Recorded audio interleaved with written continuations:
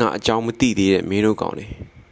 ဒီနေ့တော့ငါအကြောင်းမင်းတို့သိစေရမယ်ကျွန်တော်နာမည်ကတော့ဖြိုးလွင်ပိုင်တက်ကတော့30အရင်တုန်းကတော့ကျွန်တော်လက်မတော်16လက်မှာကျွန်တော်ရဲ့ဒါကင်မရာအင်ဆိုင်လေးရှိတယ်ပေါ့နော်နောက်ပြီးတော့ဒါထိုင်းဘက်မှာလည်းရောင်းတယ်အရင်ကပေါ့နော်6လပိုင်းတရက်နေစပြီးတော့ကျွန်တော်ရဲ့လမ်းမတော်မှာရှိတဲ့ကင်မရာဆိုင်လေးကိုတော့ကျွန်တော်အပီးပိတ်လိုက်အဓိကတော့ကျွန်တော်ထိုင်းနိုင်ငံမဲဆောက်ကနေအဓိကကင်မရာရောင်းနေတယ်ပေါ့နော်ထိုင်းတနိုင်ငံလုံးပို့ပြီးတယ်ထိုင်းနဲ့ထိနေတဲ့နေရာတွေဖြစ်တဲ့ဒါမဲဆိုင်ရဲ့ဟိုဘက်ချမ်းဖြစ်တဲ့တာချီလိတ်မဲဆောက်ရဲ့ဟိုဘက်ချမ်းဖြစ်တဲ့မြဝတီရနောင်းနဲ့ထိနေတဲ့ဒါကော့တောင်ဘိတ်တပွဲပေါ့နော်အဲ့နေရာတွေအဓိကရောင်းဖြစ်နေပါတယ်ကျွန်တော်ဒီမှာကကင်မရာတွေဝယ်လို့ရတယ် lens တွေဝယ်လို့ရတယ်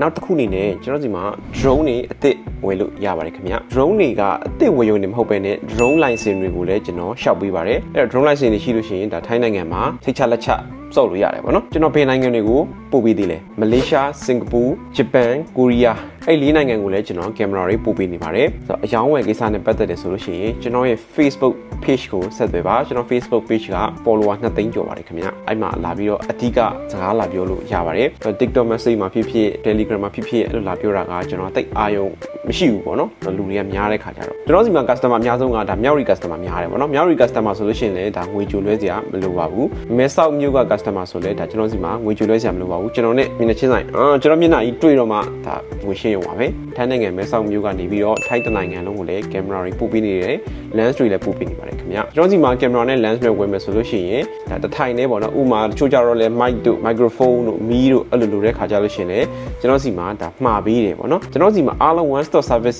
ရတယ်လို့ပုံစံမျိုးကိုလည်းကျွန်တော်ဆောင်ရွက်ပေးပါတယ်ခင်ဗျကျွန်တော်စီမှာကအများဆုံးက second hand camera များပါတယ်ဒါပေမဲ့ကျွန်တော်က second hand နေမဟုတ်ဘဲနဲ့ဒါ camera အသစ် brand new packing